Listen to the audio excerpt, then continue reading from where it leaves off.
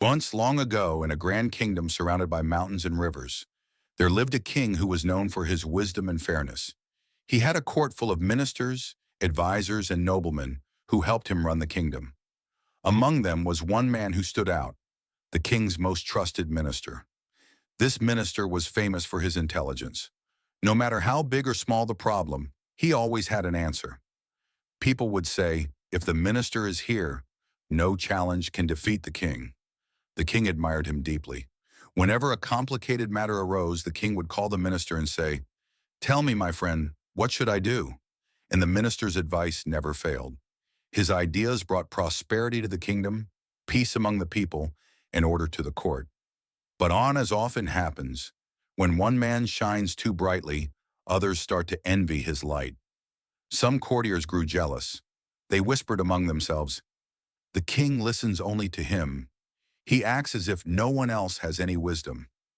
Day after day, jealousy grew in their hearts, and they began searching for a way to bring the minister down, not through honesty or skill, but through gossip and mockery. One morning, during a casual conversation in the royal court, the king said something that surprised everyone. He looked at the minister and said, "My dear minister, you are wise beyond measure, but your son, I must say, is quite foolish." The court went silent. The minister was stunned. He bowed and said softly, "Your Majesty, may I ask, why do you think my son is foolish?" The king chuckled and replied, "Every morning when I go to meet my people in the market, your son is there. And every day I ask him a simple question. I say, 'Tell me, young man, which is more valuable, gold or silver?' And every time he answers, 'Silver.' The whole crowd laughs. Even I laugh. It's the same answer every day. Your son, the child of my wisest minister, does not even know that gold is worth more than silver." The courtiers started laughing, nodding at each other, whispering, "See? The minister's son really is a fool." The minister stood quietly, holding back his feelings. He felt a mixture of embarrassment and confusion. He didn't argue. He didn't defend his son. He simply bowed his head and said, "Your Majesty, thank you for telling me this. I will speak to my son." And with that, he left the court. That evening, when the minister returned home, he called his son and asked gently, "My son, I want to ask you something important. Every morning the king meets you in the market, correct?" The boy nodded, smiling. "Yes, father. The king always comes and speaks to me." The minister continued, "And he asks you a question, which is more valuable, gold or silver? Is that true?" "Yes, father," the boy said. The minister sighed.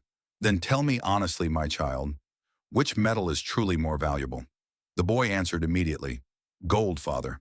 Everyone knows that." The minister frowned. "If you know gold is worth more than silver, then why do you tell the king that silver is more valuable? Do you not realize how foolish it makes you, and me, look before the court?" The boy smiled, not proudly but calmly, and said, "Father, please come with me tomorrow morning. I'll show you why I do it." The minister agreed. The next morning, before the sun had fully risen, the minister disguised himself and followed his son to the market. The marketplace was alive with noise. Vendors calling out prices, children running, merchants showing their goods. Soon the king arrived, as he did every day, surrounded by guards and courtiers. He walked through the market, greeting the people, listening to their problems. And then he saw the minister's son standing by a fruit stall. The king smiled. "Ah, there you are, young man," he said with a grin. "Tell me, what is more valuable, gold or silver?" The boy smiled politely and replied, "Silver, your Majesty." The people burst out laughing, just as they always did. The king laughed too, and then, as usual, placed 2 coins before the boy, one gold and one silver, and said, "Take whichever is more valuable." Without hesitation, the boy picked up the silver coin, bowed to the king, and put it in his pocket. The king laughed again, shook his head, and moved on. The minister watched all this silently from behind a stall. Later, when they returned home, he asked, "My son, now tell me, why do you take the silver coin every day? Do you not see that the gold coin is worth more?" The boy smiled again and said, "Father, every morning the king offers me the same choice, a gold coin and a silver coin. And every morning he expects me to pick the gold one. But if I do that, if I take the gold coin, the game will end. He will stop asking me the question. He will stop giving me coins. Right now, he enjoys this little game. He laughs, I laugh, and I get a silver coin every single day. He walked over to a small wooden box in the corner of his room and opened it. Inside, the minister saw piles of silver coins, dozens and dozens of them. The minister's eyes widened. He had never seen his son so thoughtful. The boy continued, "Father, if I take the gold coin once, I'll get one day's reward. One gold coin. But by taking silver every day, I get a steady reward. A silver coin every morning. One day of gold is not worth losing many days of silver." He looked at his father with calm confidence and said, "The king enjoys the game, and I gain something from it too. Everyone laughs, but I don't mind, because I know what I'm doing." The minister was speechless. He had come home angry and embarrassed, but now he felt nothing but pride. He realized that his son was not foolish at all.